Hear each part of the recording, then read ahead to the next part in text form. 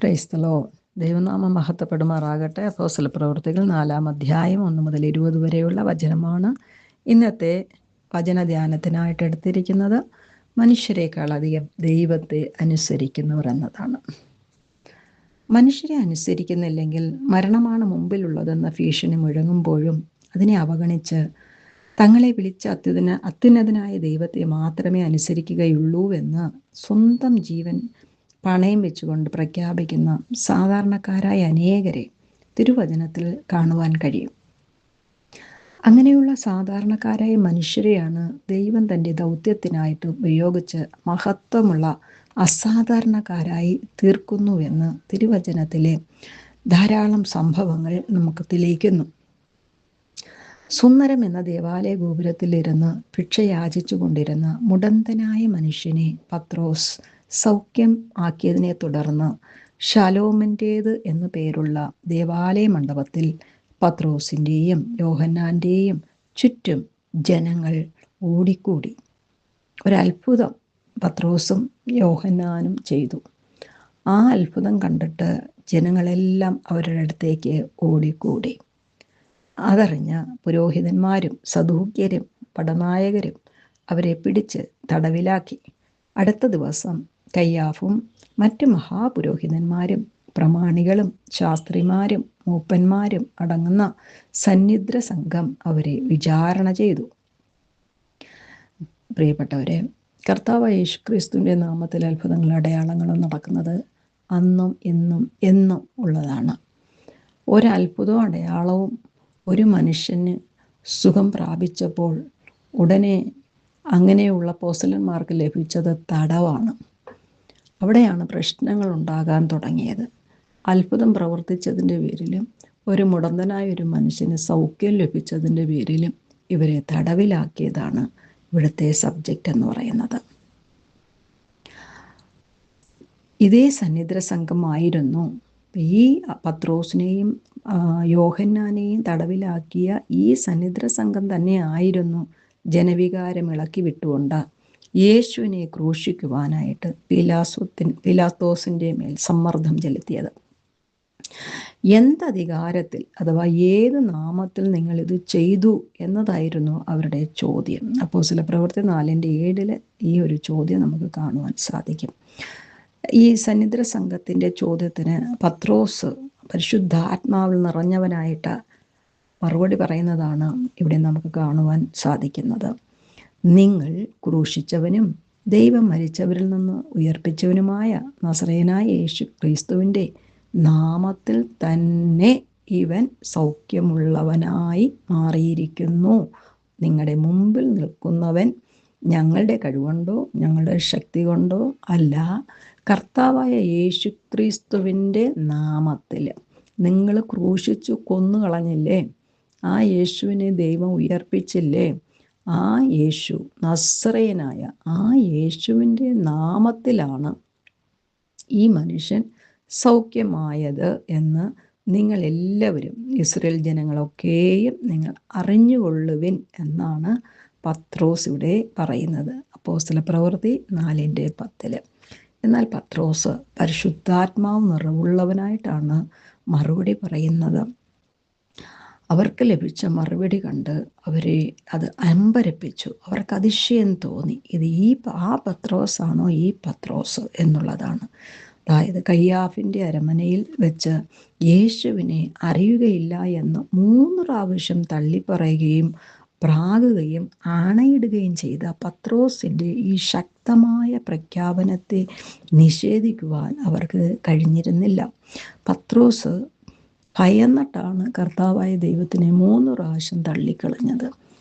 ആ യേശുവിനെ കൊന്ന് ക്രൂശിൽ തറച്ച് കൊന്ന് ഇല്ലാതാക്കി ആ യേശുവിൻ്റെ ശക്തി ഇനി ഈ ലോകത്ത് വെളിപ്പെടാതിരിക്കാൻ വേണ്ടി ആ യേശുവിനെ കൊന്ന ജാതികളോടാണ്, ആ ജനങ്ങളോടാണ്, അധികാരികളോടാണ് നിവർന്നു നിന്ന് ധൈര്യമായിട്ട് ആത്മനിറവുള്ളവനായിട്ട് പത്രോസ് ഇവിടെ സംസാരിക്കുന്നത്. അവർക്ക് അത് വളരെയേറെ അമ്പരപ്പും അത്ഭുതവും തോന്നി. കാരണം അമ്മയുടെ ഗർഭാശയം മുതൽ മുടന്തനും 40 വയസ്സുള്ളവനും പത്രോസ് സൗഖ്യമാക്കിയവനുമായ ആ മനുഷ്യനെ ദേവാലയത്തിൽ ചെല്ലുന്നവരോട് ഭിക്ഷ യാചിക്കുവാൻ ദിനം പ്രതി ഇരുത്തിയിരുന്നതിനാൽ അവൻ എല്ലാവർക്കും സുപരിചിതനായിരുന്നു. അപ്പോസ്തലപ്രവൃത്തികൾ 3:2.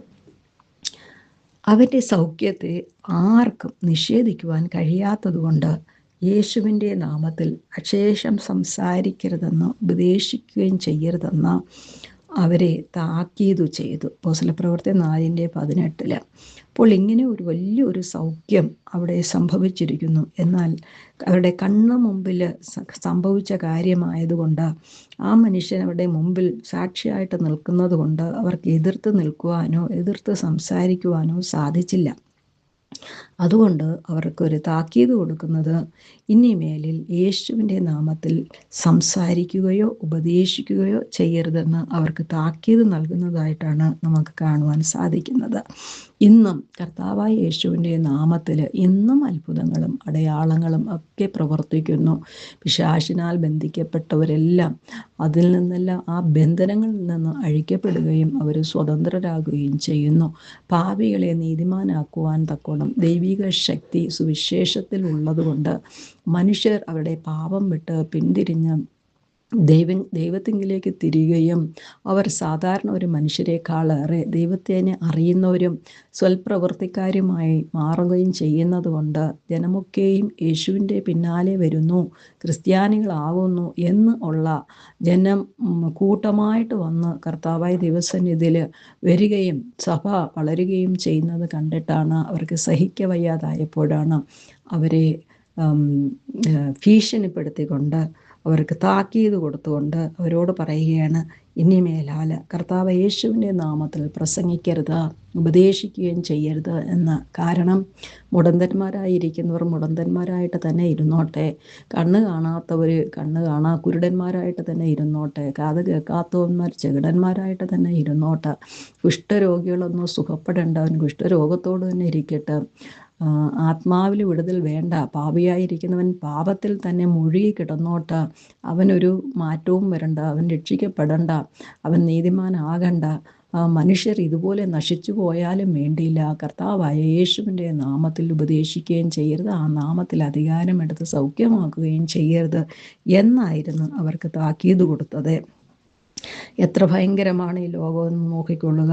അന്നും ഇന്നും അത് തന്നെയാണ്, അതേ പോരാട്ടമാണ് ഇന്നും നമ്മൾ കണ്ടുകൊണ്ടിരിക്കുന്നത്. യഹൂദ സഭയുടെയും സമൂഹത്തിൻ്റെയും സമുന്നത സമിതിയായ സന്നിധ്ര സംഘത്തിൻ്റെയും കൽപ്പന ലംഘിച്ചാൽ അവരുടെ ജീവൻ അപകടത്തിലാകുമെന്ന് പത്രോസിനും യോഹന്നാനും അറിയാമായിരുന്നു. ഈ സന്നിധി സംഘം എന്ന് പറയുന്നത് സകല അധികാരവുമുള്ളവരാണ്. യഹൂദന്മാർക്ക് എന്ത് പ്രശ്നങ്ങൾ വന്നാലും അവരൊരു കോടതിയായിട്ട് ന്യായാധിപ സംഘം അവർക്കുണ്ട്. അവരെന്ത് കൽപ്പിക്കുന്നോ അതാണ് അവർക്ക് വിധി. അവരെ കൊല്ലുവാനും അവരെ അകത്തിടുവാനും തടവിലാക്കുവാനും എന്ത് വേണമെങ്കിലും ചെയ്യുവാനുള്ള അധികാരം അവർക്കുണ്ട്. എങ്കിലും പത്രോസും യോഹന്നാനും അവരെ ഭയപ്പെട്ടില്ല. കാരണം അവർ മനുഷ്യരാണ്, ദൈവമല്ല എന്നുള്ളതായിരുന്നു. കാരണം ദൈവത്തിൻ്റെ ആത്മാവ്, പരിശുദ്ധാത്മാവ് അവരിലുണ്ടായിരുന്നു. എന്നാൽ അവർ ദൈവത്തെക്കാളധികം നിങ്ങളെ അനുസരിക്കുന്നത് ദൈവത്തിൻ്റെ മുമ്പാകെ ന്യായമോ എന്ന് വിധിക്കുവിൻ എന്ന് അവർ പറയുവാനിടയായി. ആ ഒരു ചോദ്യം അവരോട് ചോദിക്കുകയാണ്. ദൈവത്തിനേക്കാളും നിങ്ങൾ എത്ര വലിയ അധികാരികളായിട്ട് ഇവിടെ ഉണ്ടെങ്കിലും ദൈവത്തിനേക്കാളും നിങ്ങൾ വലുതാണോ? നിങ്ങളുടെ അധികാരം വലുതാണോ? നിങ്ങൾ മനുഷ്യരല്ലേ? എന്നാൽ ഞങ്ങൾ മനുഷ്യനെ അല്ല ദൈവത്തിനെയാണ് ഞങ്ങൾ ആരാധിക്കുന്നത്.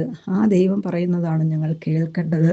മനുഷ്യനെ അനുസരിക്കുകയല്ല, ദൈവത്തെ അനുസരിക്കുകയല്ലേ ന്യായം, അതല്ലേ വിധി എന്നാണ് ചോദിക്കുന്നത്. അപ്പോൾ തങ്ങൾ കണ്ടതും കേട്ടതുമായ കാര്യങ്ങൾ പ്രസ്താവിക്കാതിരിക്കുവാൻ കഴിയുന്നതല്ല എന്ന യാതൊരു ഭയവും കൂടാതെ നൽകിയ മറുപടിയാണ് അന്നു മുതൽ യേശു അവരെ അത്യധികമായി ഉപയോഗിക്കുവാൻ മുഖാന്തരമായി തീർന്നത്. ആമേൻ, ഹല്ലേലൂയ.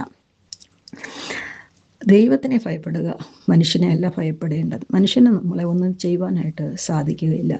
എന്നാൽ ആ അധികാരികളുടെ മുമ്പിൽ യാതൊരു ഭയവും കൂടാതെ നൽകിയ മറുപടി കർത്താവായ ദൈവം അവരെ കൂടുതൽ ഉപയോഗിപ്പാനായിട്ട് അത് മുഖാന്തരമായി തീർന്നു. ദൈവം നമ്മളെ പ്രയോജനപ്പെടുത്തണമെന്നുണ്ടെങ്കിൽ അധികാരികളെ അല്ല നമ്മൾ ഭയപ്പെടേണ്ടത്, എന്നാലോ കർത്താവായ ദൈവത്തിനെ ഭയപ്പെടുക.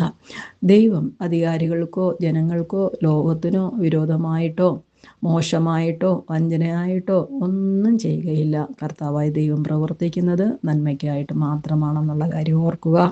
ഇവർക്ക് ഈ ധൈര്യം എങ്ങനെ ലഭിച്ചു എന്ന് നോക്കുമ്പോൾ അപ്പോസ്തലപ്രവർത്തികളുടെ 1-ാം അധ്യായം 8 ഒരു പറയുന്നുണ്ട്, പരിശുദ്ധാത്മാവ് നിങ്ങളിൽ വരുമ്പോഴേക്കും നിങ്ങൾ ശക്തി പ്രാപിക്കുകയും യഹൂദ, യെരുശലേം, ശമരിയയിലെല്ലാം നിങ്ങൾ സാക്ഷികളായിട്ട് മാറും, ലോകമെമ്പാടും സാക്ഷികളായിട്ട് മാറും എന്ന് അവർക്ക് കൽപ്പിച്ചിരുന്നു.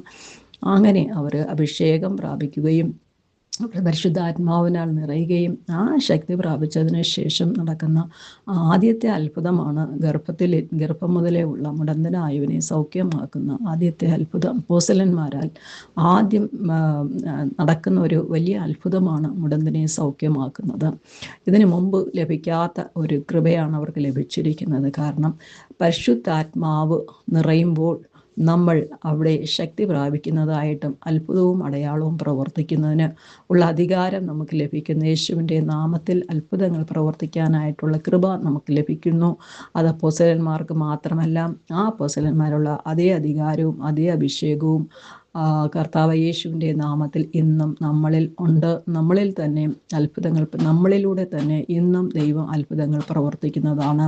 അതുകൊണ്ട് മനുഷ്യനെയും ലോകത്തിനെയും ഭയപ്പെടാതെ കർത്താവായ യേശുവിൽ വിശ്വസിക്കുകയും അവനെ ഭയപ്പെട്ട് അവനെ കീഴടങ്ങി അവൻ്റെ കാൽപാദത്തിലിരുന്ന് അവൻ്റെ കൃപയിലും അവൻ്റെ ആത്മാവിലും നിറഞ്ഞുകൊണ്ട് ഇങ്ങനെയുള്ള പലവിധ ബന്ധനങ്ങളിലിരിക്കുന്നവരെ വെളിയിൽ കൊണ്ടുവരുന്നതിനും ആ ബന്ധനങ്ങൾ അഴിക്കുന്നതിനും പലരെയും ദൈവികമായിട്ട് മാറ്റുന്നതിനും കർത്താവായ ദൈവം നമുക്ക് കൃപ തന്നിരിക്കുന്നു.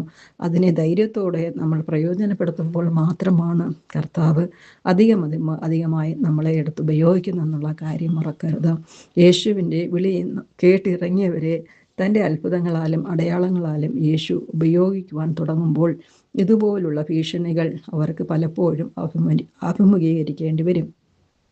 ഇന്ന് നമ്മൾക്കറിയാം, എത്രയോ പാസ്റ്റർമാരെ പിടിച്ചകത്തിടുന്നുണ്ട്, തടവിലാക്കുന്നുണ്ട്, സുവിശേഷം അറിയിക്കുന്നു, ധാരാളം പേർ മാറുന്നു, അവർ മാനസാന്തരപ്പെടുന്നു, അവരുടെ പാപങ്ങൾ അവർ ഏറ്റുപറയുന്നു, അവർ പാപികളായിരുന്നു എന്ന് അറിയിച്ചു കൊടുക്കുന്നു.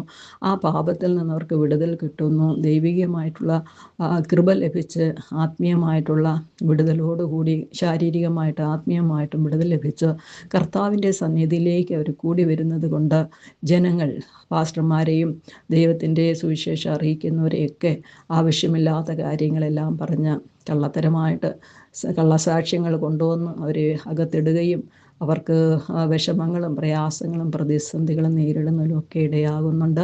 അത് ഇന്ന് നമ്മൾ കാണുന്നത് കർത്താവായ യേശു ക്രിസ്തു പറഞ്ഞിട്ടുണ്ടായിരുന്നു, ഈ ലോകത്തിൽ നിങ്ങൾക്ക് ഉപദ്രവമുണ്ട്. എന്നെ എങ്ങനെ അവർ ക്രൂശിച്ചോ, എങ്ങനെ പീഡിപ്പിച്ചോ, എങ്ങനെ വേദനിപ്പിച്ചോ, അതുപോലെ എൻ്റെ സുവിശേഷത്തെ എടുത്തുകൊണ്ട് ഫെയ്ത്ത്ഫുള്ളായിട്ട് നിൽക്കുന്ന, വിശ്വസ്തയോടെ നിൽക്കുന്നവർക്ക് ഇതുപോലുള്ള അനുഭവങ്ങൾ ഉണ്ടാകുമെന്ന് ദൈവം വെളിപ്പെടുത്തിയിരുന്നു. അതാണ് അന്നും ഇന്നും സുവിശേഷം എന്നുള്ളൊരു ഭീഷണിയായിട്ട് മാറിയിരിക്കുന്നത്. കാരണം അനേകർക്ക് സൗഖ്യമുണ്ടാകുന്നു, ആത്മാവിൽ വിടുതലുണ്ടാകുന്നു. ഇത് സാധാരണക്കാരായ മനുഷ്യർക്ക് സഹിക്കാൻ സാധ്യമല്ല. സാത്താനും ഇതിനെതിരാണെന്നുള്ള കാര്യം മനസ്സിലാക്കുകയും അവനാണ് മനുഷ്യരിലൂടെ ഈ രീതിയിൽ അവരെ തടവിലാക്കുകയും കൊല്ലുകയും വലിച്ചിഴയ്ക്കുകയും ഒക്കെ ചെയ്യുന്നതെന്നുള്ള കാര്യം ഓർക്കുക. പത്രോസിനെയും യോഹന്നാനെയും പോലെ പരിശുദ്ധാത്മാവിൽ നിറഞ്ഞു നിൽക്കുന്ന അഭിഷേകമുള്ളവർക്ക് മാത്രമേ ശക്തിയോടുകൂടി സുവിശേഷം അറിയിക്കുവാനും അത്ഭുതങ്ങൾ അടയാളങ്ങളും പ്രവർത്തിക്കുവാനും സാധിക്കുകയുള്ളൂ എന്നുള്ള കാര്യം ഓർക്കുക. ധൈര്യത്തോട് ദൈവത്തെക്കാളധികം നിങ്ങളെ അനുസരിക്കുന്നത് ദൈവത്തിന് മുമ്പാകെ ന്യായമോ എന്ന് ചോദിച്ചതുകൊണ്ട് ലാഭമായതിനെ ഛേദമെന്നെണ്ണി മുമ്പോട്ട് വരുന്നവരെ മാത്രമേ യേശുവിന് കൂടുതലായി ഉപയോഗിക്കുവാൻ സാധിക്കുകയുള്ളൂ എന്നുള്ള കാര്യം ഓർക്കുക. പ്രിയപ്പെട്ടവരെ, ഈ വചനം കേൾക്കുന്നവരായ നിങ്ങൾ പ്രത്യേകിച്ച് ദൈവവിളിയുള്ളവരാണെങ്കിൽ, ദൈവാത്മാവിൻ്റെ നിറവുള്ളവരാണെങ്കിൽ, അഭിഷേകം ലഭിച്ചവരാണെങ്കിൽ, ദൈവത്തിൻ്റെ ദാനമായി ലഭിച്ച വരങ്ങളുള്ളവരാണെന്നുണ്ടെങ്കിൽ ഒട്ടും തന്നെ ഭയപ്പെടരുത്. ഇത് അന്ത്യകാലമാണ്. കർത്താവായ ദൈവം നമുക്ക് വേണ്ടി ബലിയായി നമുക്ക് വേണ്ടി മരിച്ചു ഉയർത്തെഴുന്നേറ്റ കർത്താവ് ദൈവത്തിൻ്റെ ആത്മാവിൻ്റെ അഭിഷേകം നമ്മളിൽ ഉണ്ടെങ്കിൽ ധൈര്യമായിട്ട് സുവിശേഷം അറിയിക്കുക. മനുഷ്യനെ ഭയപ്പെടാതെ ദൈവത്തെ ഭയപ്പെടുകയും കർത്താവായ ദൈവത്തിന് സമർപ്പിച്ചൊരു ജീവിതം ജീവിക്കുന്നതിനും നമ്മളെ രക്ഷിച്ച് നമ്മളെ ഉയർത്തിയ നമുക്ക് വിടുതൽ തന്ന നമുക്ക് നിത്യജീവൻ തന്നിരിക്കുന്ന കർത്താവായ ദൈവം നമ്മളെ മാറ്റിയതുപോലെ മറ്റുള്ള വ്യക്തികളെ മതം മാറ്റുക എന്നുള്ളതല്ല, മനം മാറ്റുക എന്നുള്ളതാണ് ഇവിടുത്തെ ഏറ്റവും വലിയ ദൗത്യമെന്ന് പ്രത്യേകം ഓർക്കുക. ആ കാര്യം ജനങ്ങളോട് അറിയിക്കുക. ആരോടെങ്കിലും ഒരു വ്യക്തിയോടെങ്കിലും ആ കാര്യം കർത്താവ് യേശുവിൻ്റെ അധികാരം, യേശുവിൻ്റെ അഭിഷേകം, യേശുവിൽ നിന്നുള്ള അത്ഭുതം, യേശുവിൽ നിന്നുള്ള അനുഗ്രഹങ്ങളെപ്പറ്റി പറയുന്നതിനെ ശങ്കിക്കരുത്. ദയവ് ചെയ്ത് നമുക്കിവിടെ മതം മാറ്റമല്ല, മനം മാറ്റമാണ് വേണ്ടത്. മാനസികമായിട്ട് തകർന്നിരിക്കുന്നവർ, മാനസികമായിട്ട് വളരെയേറെ ബുദ്ധിമുട്ടിലൂടെ കടന്നു പോകുന്നവരുണ്ട്. ശരീരത്തിൽ വരുന്ന രോഗങ്ങൾക്ക് മരുന്നുകളുണ്ട്, ശരീരത്തിൽ വരുന്ന എന്ത് പ്രശ്നങ്ങൾക്കും അതിന് ട്രീറ്റ്മെൻ്റ് ഉണ്ട്. എന്നാൽ മാനസികമായിട്ട് തകർന്നിരിക്കുന്ന ഒറ്റപ്പെട്ടവരുണ്ട്, വിധവകളുണ്ട്, സമൂഹത്തിൽ നിന്ന് വേർപെടുത്തിയവരുണ്ട്, കുടുംബത്തിൽ നിന്ന് വേർപെട്ടവരുണ്ട്, കുടുംബത്തോട് ആയിരുന്നിട്ട് ഒറ്റപ്പെട്ടവരായിരിക്കുന്ന സകലതും മാനസിക സംഘർഷത്തിലിരിക്കുന്നവരുണ്ട്. അവർക്കൊക്കെ ഹൃദയത്തിന് സമാധാനവും ആത്മാവിന് തണുപ്പും ഒരു വിടുതലും ഒരു സമാധാനവും ലഭിക്കണമെന്നുണ്ടെങ്കിൽ സുവിശേഷത്തിലൂടെ മാത്രമേ സാധിക്കുകയുള്ളൂ. ദൈവവചനം അറിയിക്കുക. കർത്താവായ ദൈവം നിങ്ങളിലൂടെ പ്രവർത്തിക്കും. അനേകരെ ആശ്വസിപ്പിക്കുന്നവരായിട്ട് മാറുക. ഒരു നല്ല ഒരു തൈലമായിട്ട് കർത്താവായ ദൈവം നമ്മളെ മാറ്റട്ടെ.